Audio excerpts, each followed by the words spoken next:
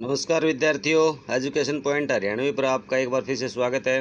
विद्यार्थियों, पिछले वीडियो में हमने बादल राग कविता का जो अनुवाद है वो किया था। तो आइए इस वीडियो में हम देखते हैं बादल राग कविता के जो मूल प्रश्न हैं। इन प्रश्नों में मैंने मुख्य प्रश्नों को ना बिल्कुल काट छाट करके आपके लिए तैयार किया है। तो ये प्रश्न हम शुरू करते हैं। पूरी कविता में प्रकृति का मानवीकरण किया गया है। आपको प्रकृति का कौन सा मानवीय रूप पसंद आया और क्यों? पूरी कविता में कवि ने प्रकृति का मानवीकरण किया है। मुझे प्रकृति का ये रूप है ना पसंद आया। छोटे पौधे हंसते लघुबार, सस्य अपार, हिल हिल खिल खिल, हाथ हिलाते तुझे बुलाते। इस काव्यांश में छोटे पौधे को शोषित वर्ग के रूप में बताया गया है। इनकी संख्या सर्वाधिक होती है। ये क्रांति की संभावना से प्रसन्न होते हैं। ये हाथ हिला हिला करके क्रांति का आह्वान करते हुए प्रतीत होते हैं। यह कल्पना अत्यंत सुंदर है। अगला प्रश्न है, कविता में रूपक अलंकार का प्रयोग कहाँ कहाँ हुआ है? वो वाक्य है ना छांट के लिखने हैं भाई। तो रूपक अलंकार का प्रयोग निम्नलिखित पंक्तियों में हुआ है। तीरती है समीर सागर पर। तो आप रूपक अलंकार का एक उदाहरण भी याद रख सकते हैं। ये अशिथर सुख पर दुख की छाया, रण यह तेरी रणतरी, भेरी गर्जन से सजग सुप्त अंकुर, ए विपल्लव के बादल, ए जीवन के प्रावार। अगला जो प्रश्न है लघुत्रात्मक, बादल राग कविता के आधार पर भाव स्पष्ट कीजिए। विपल्लव रोग में छोटे ही शोभा पाते। तो विपल्लव रोग से तात्पर्य है क्रांति का स्वर। क्रांति का सर्वाधिक लाभ शोषित वर्ग को ही मिलता है, क्योंकि उसी से अधिकार छीने गए होते हैं। क्रांति शोषक वर्ग के विशेषाधिकार खत्म होते हैं। आम व्यक्ति को जीने के अधिकार मिलते हैं। उनकी दरिद्रता दूर होती है। अतः क्रांति की गर्जना से शोषित वर्ग प्रसन्न होता है। अगला प्रश्न, क्रांति की गर्जना का शोषक वर्ग पर क्या प्रभाव पड़ता है? उसका मुख ढांपना किस प्रकार की मानसिकता का द्योतक है? बादल राग कविता के आधार पर उत्तर दीजिए। शोषक वर्ग ने आर्थिक साधनों का पर एकाधिकार जमा लिया है, परंतु क्रांति की गर्जना को सुनकर वह अपनी सत्ता को खत्म होते देखता है। वह बुरी तरह से भयभीत हो जाता है। उसकी शांति समाप्त हो जाती है। शोषक वर्ग का मुख ढांपना उनकी कमज़ोर स्थिति को दर्शाता है। क्रांति के परिणामों से शोषक वर्ग हमेशा भयभीत होते हैं। अगला है, बादल राग कविता में अविपल्लव के वीर किसे कहा गया है और क्यों? तो बादल राग कविता में विपल्लव के वीर बादल को ही कहा गया है। भाई, बादल घनघोर वर्षा करता है तथा बिजलियां गिराता है। इससे सारा जीवन अस्त व्यस्त हो जाता है। बादल क्रांति का प्रतीक है। क्रांति आने से बुराई रूपी कीचड़ है वो समाप्त हो जाता है तथा आम व्यक्ति को जीने योग्य स्थिति मिलती है। बादल राग कविता की सार्थकता सिद्ध करनी है भाई। बादल राग क्रांति की आवाज़ का परिचायक है। यह कविता जन क्रांति की प्रेरणा देती है। कविता में बादलों के आने से नए पौधे हर्षित होते हैं। उसी प्रकार क्रांति होने से आम आदमी के विकास के नए अवसर मिलते हैं। कवि बादलों पर का बारिश करने या क्रांति करने के लिए कहता है। इसका यह शीर्षक उद्देश्य के अनुरूप है, अतः शीर्षक श्रोता उचित है। बादल राग शीर्षक की सार्थकता है ना सिद्ध करनी है। तो भाई वैसे तो हमने इस प्रश्न में ऊपर वाले में कर लिया है। बादल राग क्रांति की आवाज़ का परिचायक है। यह कविता, ये ऊपर वाला एक ही प्रश्न है भाई। ये अगला है, विपल्लवी बादल की युद्ध नौका की कौन कौन सी विशेषताएं बताई गई हैं? विपल्लवी बादल की युद्ध रूपी नौका की विशेषताएं निम्नलिखित ही हैं। यह समीर सागर पर में तैरती है। यह भेरी गर्जन से सजग है। इसमें ऊंची आकांक्षाएं भरी हुई हैं। तो ये एक पद्यांश है, इसको पढ़ करके उत्तर देने हैं भाई।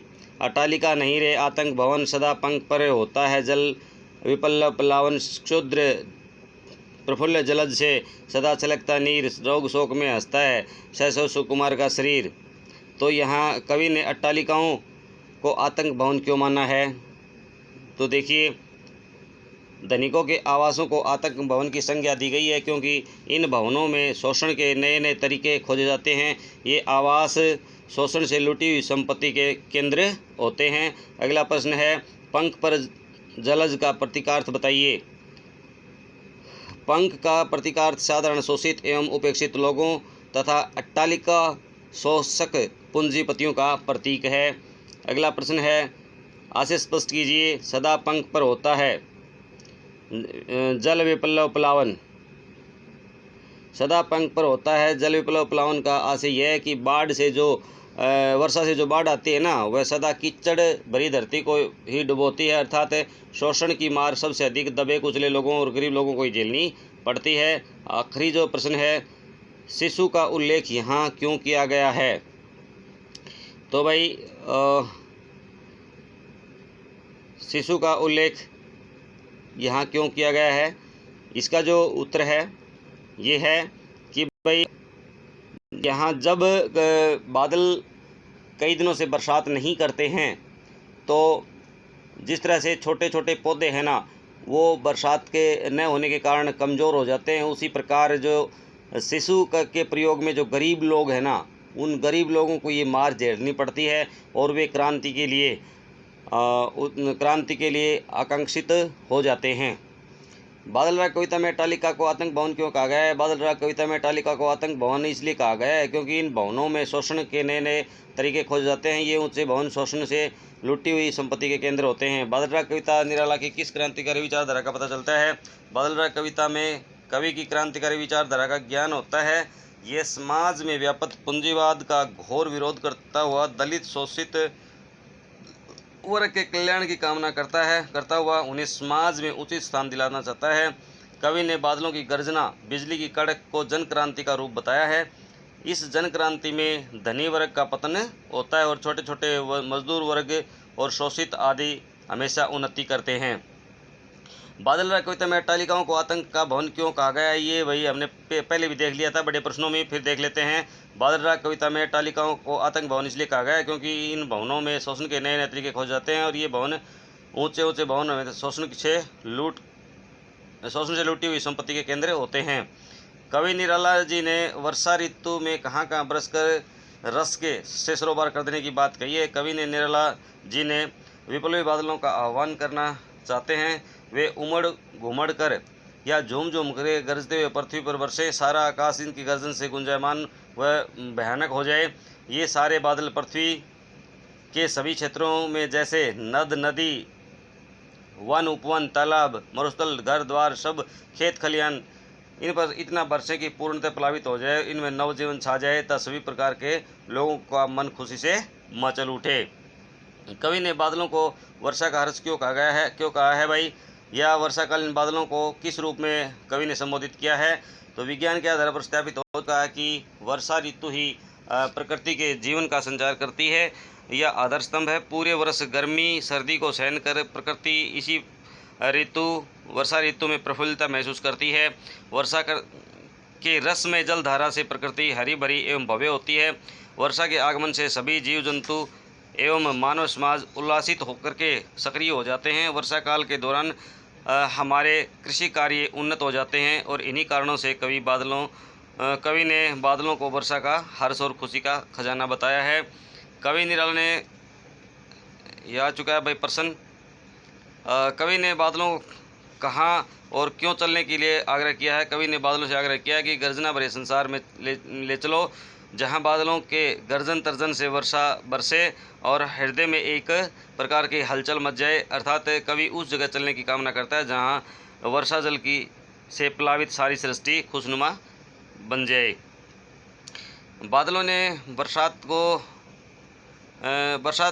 बादलों को वर्ष के हर्ष के रूप में क्यों आह्वान किया गया है? मुख्य इम्पोर्टेंट प्रश्न है भाई ये।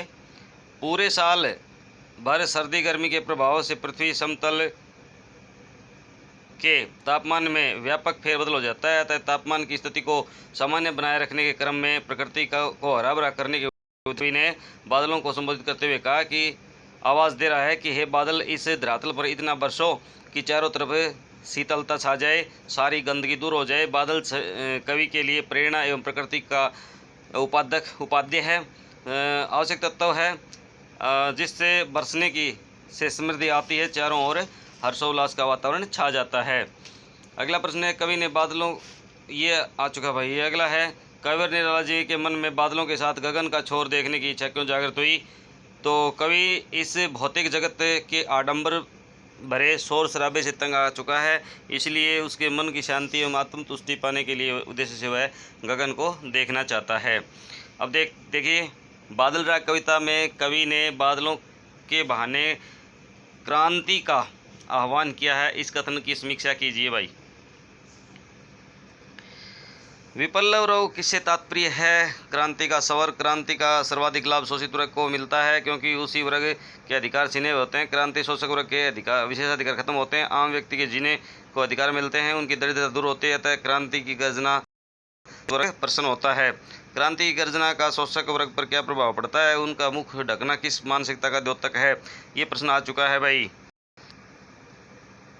बादल राग जीवन निर्माण के नए राग का सूचक है, स्पष्ट कीजिए। तो भाई बादल राग कविता में कवि ने लघुशाली का राग गाया है। वह आम व्यक्ति के लिए बादल का आह्वान क्रांति के रूप में करता है। किसानों मजदूरों की आकांक्षाएं बादलों के नवनिर्माण के राग के रूप में पुकार कर रही हैं। क्रांति हमेशा वंचितों का प्रतिनिधित्व करती है।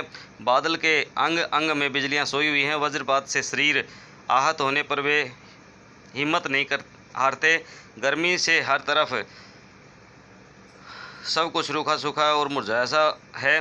धरती के भीतर सोए अंकुर नवजीवन की आशा से सिर ऊंचा करके बादल की ओर देख रहे हैं। क्रांति जो हरियाली लाएगी उसे सबसे अधिक उत्फुल्ल नए पौधे छोटे बच्चे होंगे। बादल राग कविता में विप्लव के वीर किसे कहा गया है? बादल राग कविता में विप्लव के वीर बादल को कहा गया है। बादल घनघोर बरसात करता है, बिजलियां गिराता है, इससे सारा जनजीवन है ना वो अस्त व्यस्त हो जाता है भाई। बादल क्रांति का प्रतीक है। क्रांति आने से बुराई रूपी कीचड़ समाप्त हो जाता है और आम व्यक्ति के जीने योग्य स्थिति मिल जाती है। शीर्षक की सार्थकता भाई, ये प्रश्न पीछे आ चुका है, वैसे फिर कर लेते हैं। बादल राग क्रांति के आवाज़ का परिचायक है। यह कविता जन क्रांति की प्रेरणा देती है। कविता में बादलों के आने से नए पौधे हर्षित होते हैं, उसी प्रकार क्रांति होने से आम आदमी के विकास के नए नए अवसर मिलते हैं। कवि बादलों का बारिश करने या क्रांति करने के लिए कहता है, इसलिए यह शीर्षक इसका है ना अनुरूप है। यह शीर्षक सर्वथा उचित भी है। तो इस प्रकार विद्यार्थियों इस कविता के जो मुख्य प्रश्न है ना उनको हमने कर लिया है।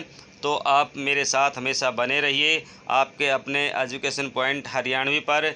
विद्यार्थियों यदि इस चैनल को आपने सब्सक्राइब नहीं किया है तो आप इसको सब्सक्राइब ज़रूर कर लीजिएगा। आपका एक सब्सक्राइबर मुझे नई ऊर्जा, नई गति, नई दिशा प्रदान करता है। तो आप मेरा साथ दीजिए। वीडियो को शुरू से लेकर आखिर तक ज़रूर देखिए क्योंकि लॉकडाउन के चलते अभी विद्यालय खुलने की गुंजाइश नहीं है, इसलिए आप हमेशा मेरे साथ बने रहिए और अपना जो विषय है वो क्रमवार करते रहिए। जय हिंद, जय भारत।